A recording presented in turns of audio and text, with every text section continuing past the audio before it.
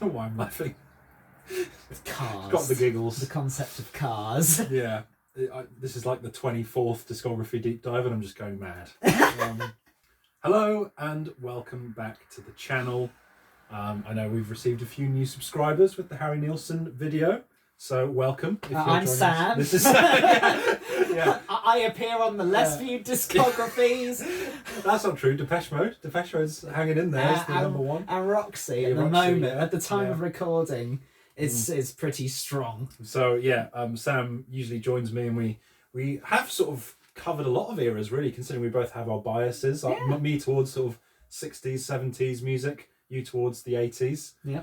But we've kind of gone throughout all different decades. Yeah, we've covered all of them from the 60s onwards. Yeah, so exciting times.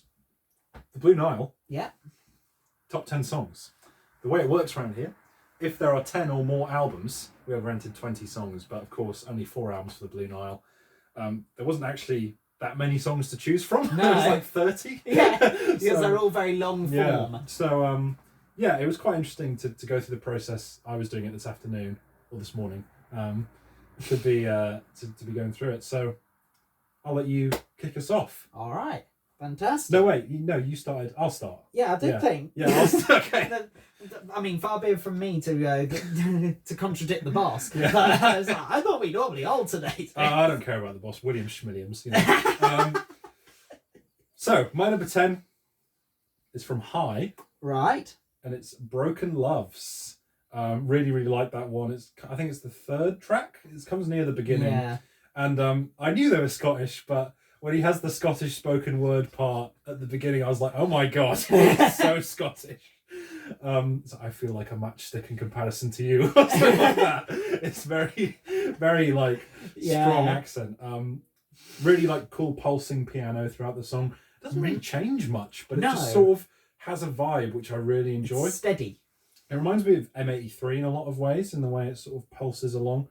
And yeah, I think it is a really great song off a really underrated album. So yeah, nice. Broken Loves is my number 10. Nice. Every album is represented in my too. list. Yeah.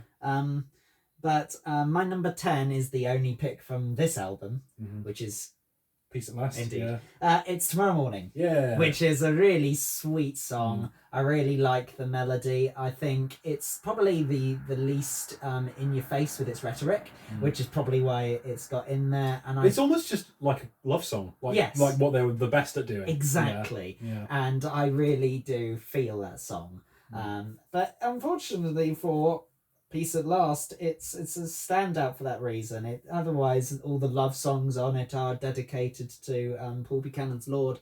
I'm very happy to say though that Tomorrow Morning is a really great song, worth a listen, and it's in the list for good reason. It's a great song on Peace at Last, unlike Holy Love. Yeah, Holy Love is terrible. I just want to say that when I was making my songs list, I wrote down some honourable mentions, quite a few actually, and a lot of them from Peace at Last. But at the bottom, I want to make clear that I think all the songs are pretty much great. I think I've saved a vast majority of the songs with only 1 or 2 exceptions. One of those exceptions is Holy Love, which is fucking awful. I hate it. It's terrible. And its saving grace, pardon all the religious puns that are working out here. Yeah. The saving grace is that it is only about 3 minutes long, and he could have easily made it 6. He's done it in the past, but he didn't. God bless you, Paul. Yes. Yeah. God bless you, Paul. Thank you for not making your absolute worst song a long song. I'm glad we agreed on that. Yes, because it's awful. It's so bad. But it really is the exception that proves the rule, really. Even all the other songs in it, I'm not offended by the religious nature of Peace at Last. I'm not. Do what you want, Paul. I'm happy for you. And I mean, I'm not offended by the nature of it. It's more the music on that album. But anyway, so my number 9, after that slight detour.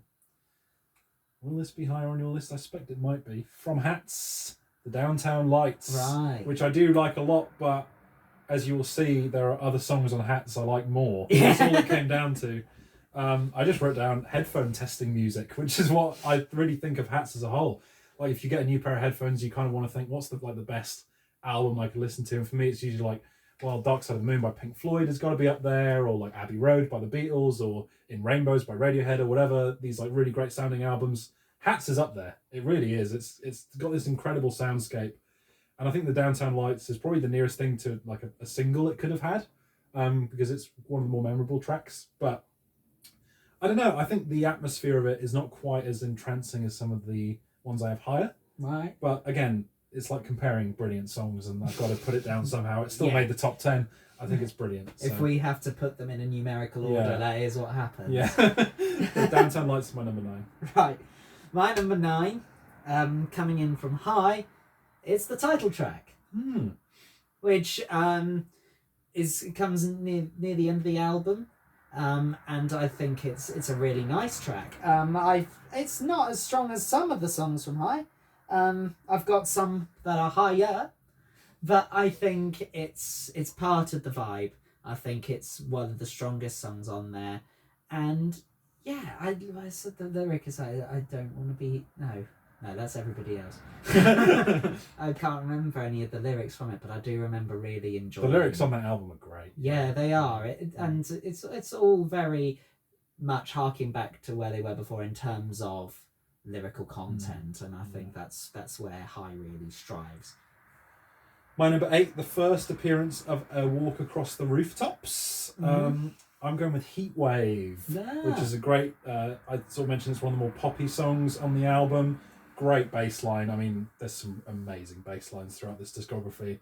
I think it's got a really great, memorable hook as well. Yeah. Sort of had myself singing it, and then that cool descending guitar line that comes in as well, which sounds quite, I don't know, it sounds quite like angular and a bit off the guitar. Yeah. But it kind of adds to the vibe of the song. So yeah, Heatwave is definitely one of the better songs on All Across the Rooftops, and one of the reasons why it landed at number 2 on my albums list. Go check the albums video out if you haven't.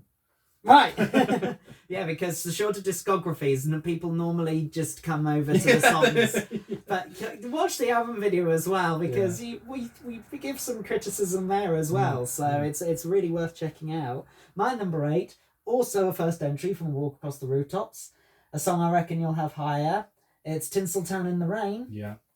Which is a really, really pleasant song. I think the verses are a little bit peculiar, which is why it creeps down, but the chorus is so catchy, and it's worth listening because of that. I think what you say about the Downtown Lights is true about Tinseltown in the Rain. I think it's catchy enough for it to be considered like a mainstay single, and I think it is the most streamed song of theirs is Tinseltown in the Rain, and I think it's followed by the Downtown Lights, but Tinseltown in the Rain is like several million above it, and it has merit for that. It is a really good song, but obviously, as you can see, I rate some other songs higher, and some songs that maybe some people wouldn't know about necessarily. If your only familiarity is with Tinseltown in the Rain, which based off of the streaming figures is likely. I've never seen you so apprehensive in my entire life. It's alright, Sam, it's your list. It's okay. The reason being is I love the Blue Nile, and I love all of these songs, but this is a very solid 10 set of songs. Yeah, for me too. But they can shuffle quite readily, really. My number 7, we're going back to Hats, not for the last time. I'm sure you won't be surprised to hear. I got Let's Go Out Tonight, which I really love. It's so soft and intimate, and the guitar and the keys and the synths and there's trumpets in the background that are very, I think a big thing in the 80s was that people would just get horns and just put them in the forefront in the chorus, because then it makes it catchy. And I've been a sucker for that at times, but I think the Blue Nile was smarter than that, and I think Let's Go Out Tonight shows them that there are trumpets in there, but they're so quiet and so light. It's almost like just across the top of the song rather than a part of the song. Yeah. Which gives it a really cool atmosphere. It's just part of the soundscape rather than absolutely dominating it. Yeah, exactly. So it's a very intricately crafted song in terms of all the different elements, and like you said, a lot of these could flip around. I had it a couple spots higher before I re-listened to all the songs, and then a couple just went above it. But Hats is Hats, man. Every song apart from one or two is brilliant. So yeah, I agree. I really do second that. And I haven't even mentioned Hats yet, so yeah. and I'm not now either. Yeah, My wow. next song is coming from High again, and it's Everybody Else. The lyric that's stuck in my head.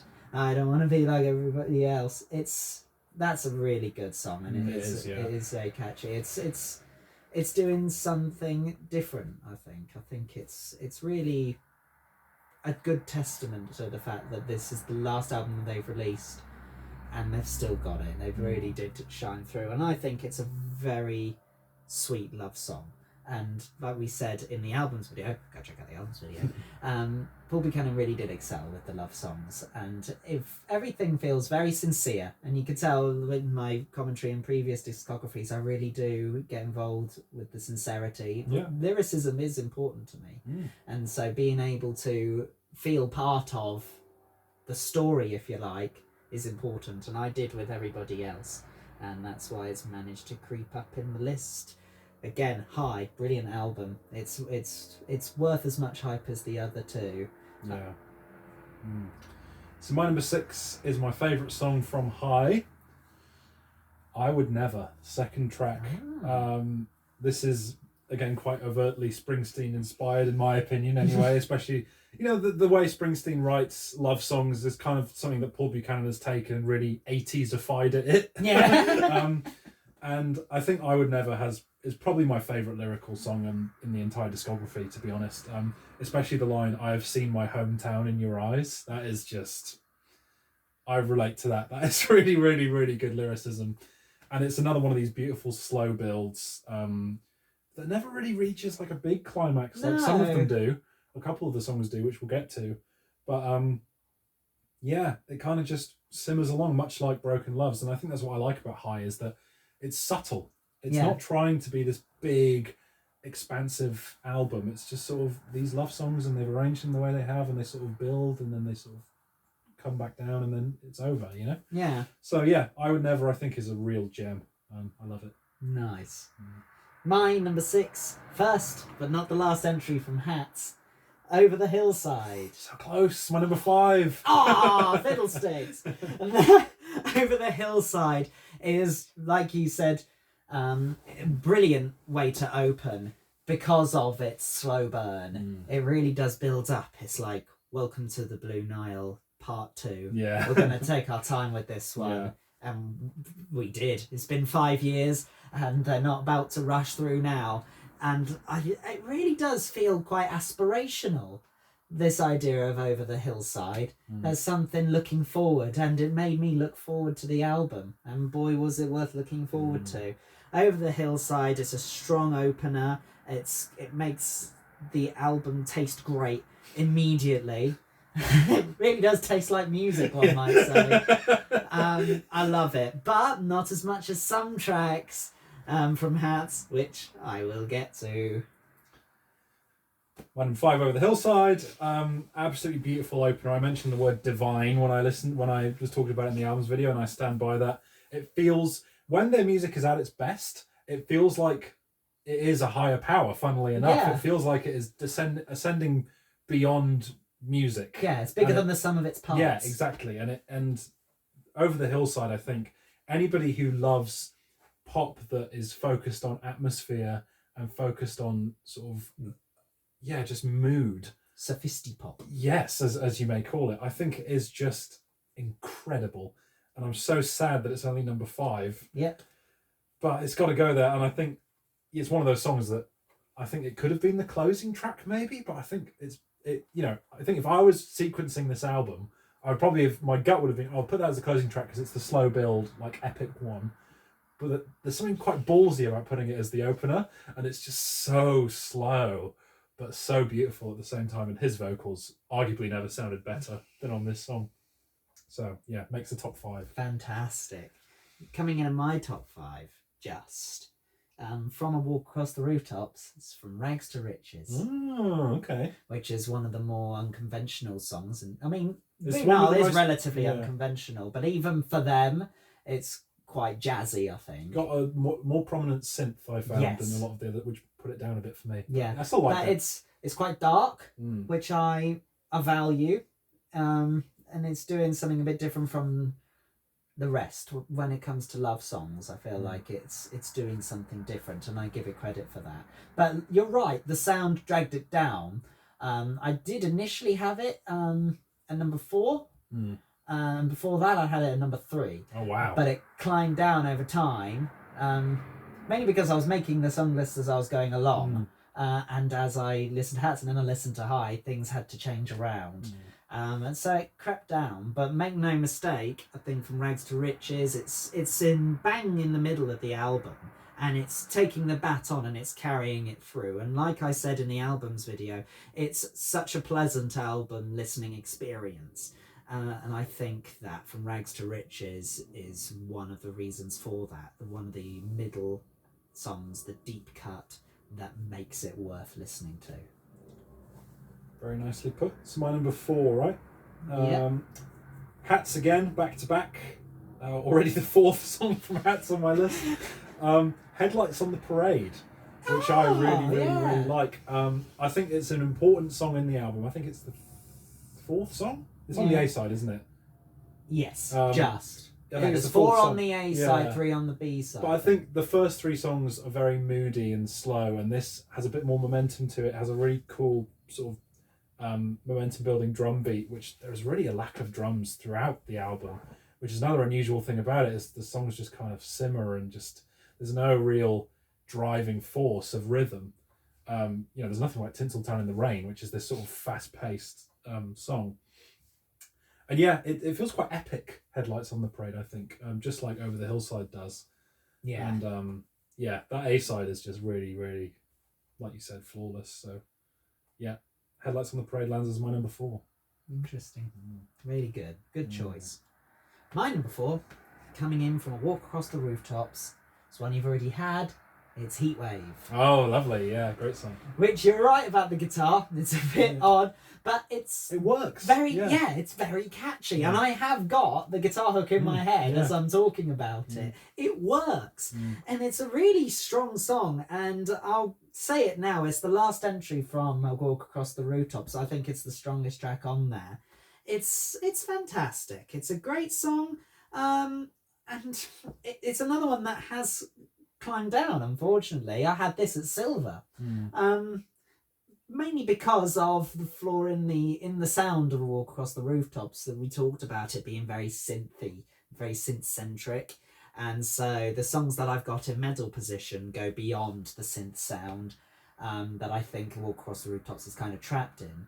But again, loved the album, loved the song. It's brilliant. I am now at least very critical of the song, simply because I have to justify why it's where it is. Yeah, but you still love it. I still love it. Yeah. Okay, my number 3, bronze medal. You've already had it. Tomorrow Morning. It is. Oh, I love it. It's so good. I knew it going in, obviously, so it had a bit of an advantage in that way. It's got such a great vibe. It's this gorgeous, tender, romantic acoustic track. Unlike a lot of the other songs on Peace at Last, which do have the acoustic guitar prominently, but this just feels so authentic. Like you mentioned, when they're at their best, they are doing really authentic music, and it, like you said, the melody is lovely. It's quite the earworm, Springsteen-esque, which I've said about almost every song, but it's true. That's how I feel. So, and if it works, it works. Yeah, I mean, I love Bruce Springsteen, so I don't think it's a bad thing at all. But I keep saying that, but they do have their own sound. I think it's just that they've taken inspiration from the way he writes and just turned it into something completely different, which I really transformative. Love. Yeah. So Tomorrow Morning is this sort of like teenage love. But I think I read someone say that A Walk Across the Rooftops is like teenage love. Hats is like young adult love, and Peace at Last is sort of the middle-aged album, which kind of makes sense, because again, this song I kind of see as looking back to those years, and maybe looking back to 12 years ago when they did A Walk Across the Rooftops, and also they had a single in 1981, which is very different. I told Sam to, sorry, this is a tangent, what's it called again? I Love This Life. I Love This Life. I don't like it that much, but I told you to listen to it because it's fascinating that they went from like this speak and spell Depeche Mode era kind of song. And the first album they released is Totally so different from yeah. that. Yeah. But anyway, yeah. Tomorrow Morning kind of feels like it's pining for those older days, in my opinion. So yeah, really love it. If you like acoustic, sort of pop-ish music, then check it out. Yeah, one thing we haven't really mentioned much is how this first half of their discography is very electronic, and then the second half is very guitar. It's like they really did define the gap between their first two albums and then their last two. And yet High feels reminiscent of the first two albums. But it feels like it's matured beyond it, and I think it's quite something that they had such success with the first two albums, critically speaking.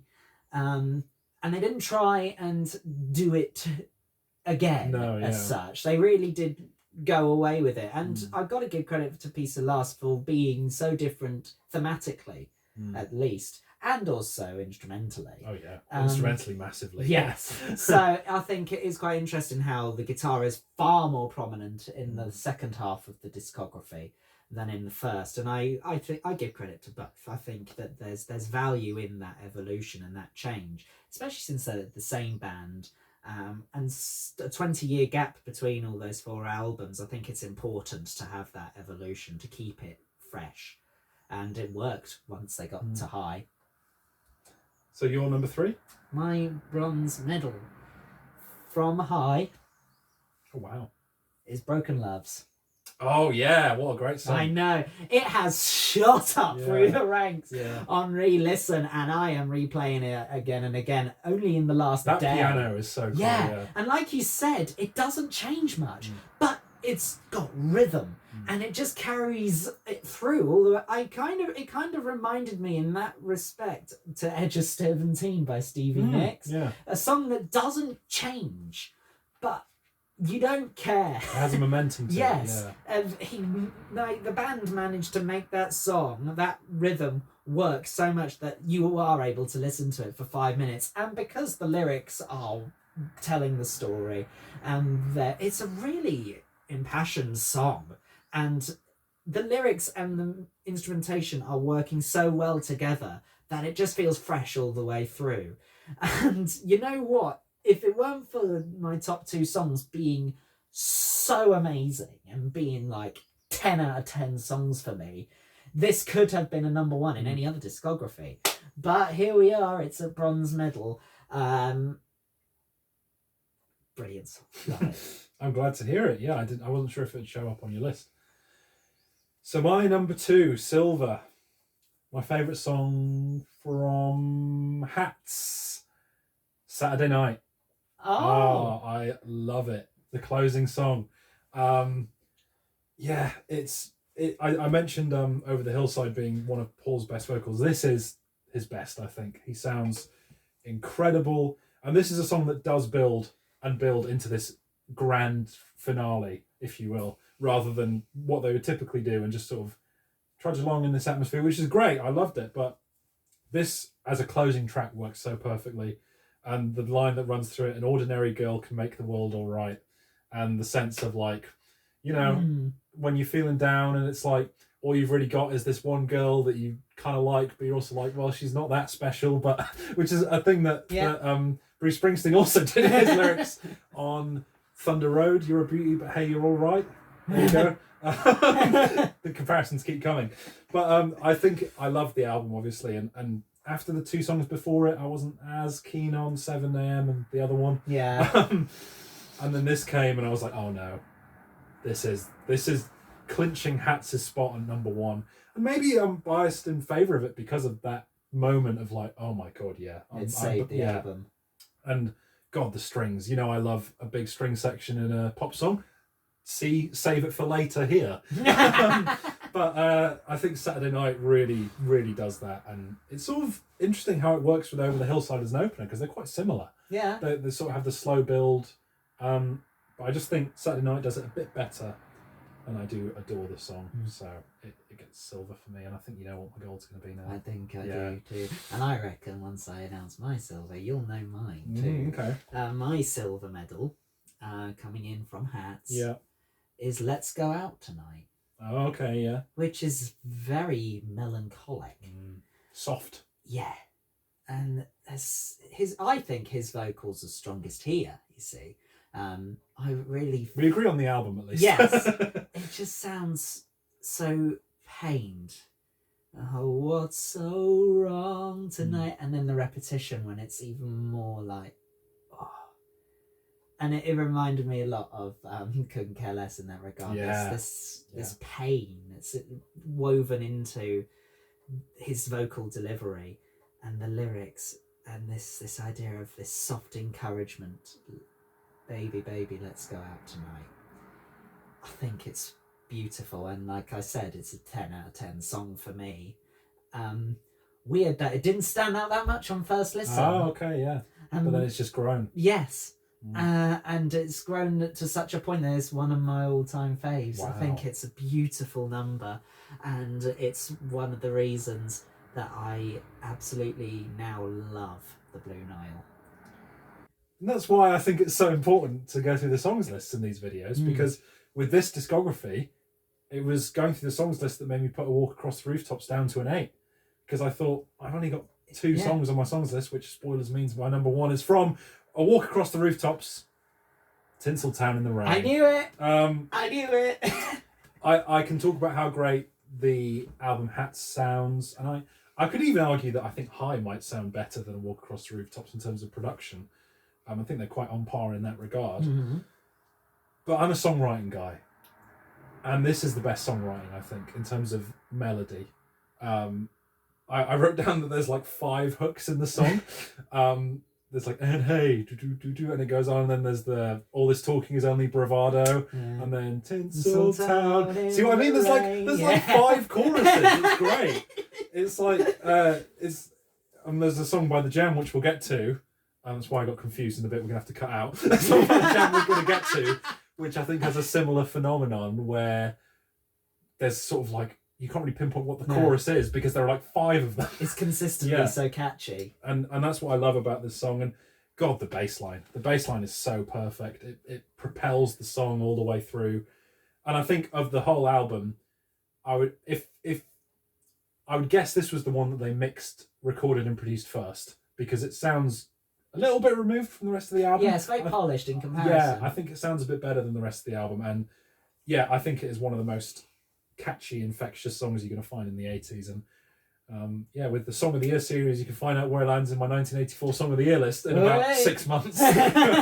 But, be patient, vinyl community. But yeah, Tinseltown in the Rain is a classic in my eyes. Yeah, I agree, and it made both of our lists. So as did your number 1, I assume. Yes, it did. Yeah. And I'm really glad that you mentioned in Tinseltown in the Rain how many parts of it could be a chorus, because I feel the same about my number 1, The Downtown Lights. The Downtown Lights. Yeah. You know me well at this point. Oh my God, it was love at first listen for me with The Downtown Lights, and it was basically all I listened to for a good week. Oh, nice. It was like me with Ripples. Yep, and it is the only song from the whole discography, including Let's Go Out Tonight, that I know word for word now. And I think it's beautiful, and I think that so many parts of it could be catchy. The whole, it's all right, can't you see the downtown lights? The how do I know you feel it? And you know what? That ending, when you think the song's about to end, and then the guitar comes in strumming away, and that last little bit of catharsis at the end, that final verse that's totally removed from the rest of the song, it just brings a second wave in. And that's how you get away with writing a song that's 6 minutes long, is by making it so... They knew how to do catchy. it. And it's probably one of the most repetitive songs there, because of how often they use the how do I know you feel it. But it works.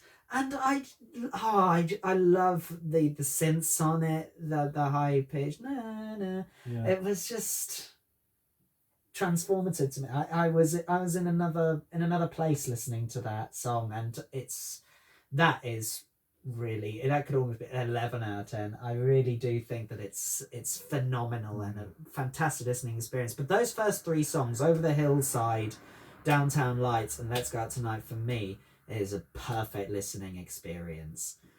I loved it. And I don't know if you can tell how much I love the Blue Nile, because It's coming through. Yeah. I can't articulate properly just how much of an experience this was. Partially because I had no idea going into it what it was going to be like. I listened to one song, which has now not even made the top 10 songs list. My top 10 songs list has been entirely new discoveries. And I think it's a beautiful thing about music when you can find something like that. Well, it's the beauty of this series, isn't Yes. it? Because we've both struggled through some discographies which we didn't enjoy as much. Yeah. You know, Elliott Smith, The Pretenders, both of us. And, you know, in fact, The Hats is my first 9 of 2023 in our series together. So I agree, it was a great experience. Apart from, I'm glad that we've been Peace able at to Last. share it. Yeah. I've got The 5 holy honourable love. mentions to run through. I haven't got any from Hats because I already had 5 songs from Hats on Yeah. my songs list, and there's only 7 on the album. So I had Stay and A Walk Across the Rooftops from A Walk Across the Rooftops. That opening track really rose up because initially I was a bit like, what is this? I've got Love Came Down from Peace at Last, which was the other one I liked off that album. And then, Because of Toledo and Everybody Else were honourable mentions from High as well. So what about you? I got Stay again also from Walk Across the synced up Rooftops. there. Yeah, I mean, that's number 11 for me. Me too. Yeah, I mean, when I was writing the list, it was in there for the longest time, but Yeah. one song took it out, and Yeah. that's Oh, and that's number Easter 11. Parade as well from Walk Across the Rooftops. Yeah, that's nice. I haven't got in my other honourable mentions have come from Peace at Last, Body and Soul, God Bless You Kid, and The Day of Our Lives. But yeah, Easter Parade is a really sweet song, so it definitely deserves an honourable mention. Overall, really, really good experience, and pretty much every song is worth listening to, apart from Holy Love. Yeah, Holy Love. Skip Holy Love. Skip it. Yeah, you got our permission. Yeah. You don't have Thank to you very listen much to the whole for of the watching. album. I suspect there will be some of you watching who don't really know the Blue Nile, or maybe only know one album, or maybe only know the 80s albums, because I'm sure there are people.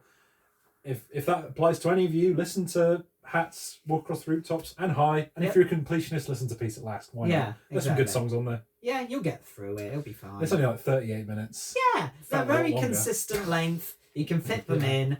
I really do strongly recommend them. And on YouTube, you'll find a lot of big bands covering the Blue Nile in their live shows. Yeah, they're a really inspirational band, and I really do think that they deserve more credit than they have in the modern age. Yep, well, you said it. Thank you very much for watching the Blue Nile discography deep dive. The jam will be recorded next. We'll probably take a bit of a break before recording it. My mouth is very dry. But we will be wearing the same clothes. Yes. Don't be alarmed. And I guess I can announce that we've agreed on the next discography to follow the jam. Yeah. We decided it was time to dip our toes back into a big one. And a big one indeed. Tom Petty, parentheses, and the Heartbreakers, because we're including the Heartbreakers albums, but we're not only doing the Heartbreakers We're doing albums. the Heartbreakers albums and the solo career. I'll probably just call it Tom Petty ranking. Yeah. Yeah. You'll get it. Which will be an interesting one because, Sam, I know you've already done about 5 of the albums. Yeah, and you've done a few, but a very long time ago. A very long time ago, and I wasn't that into them. So we'll see how that comes out. This could be my time for the Yeah, Elliott Smith feeling. It might be. But we'll see. Thank you done very it yet. No. Thank you very much for watching, and we'll catch you soon.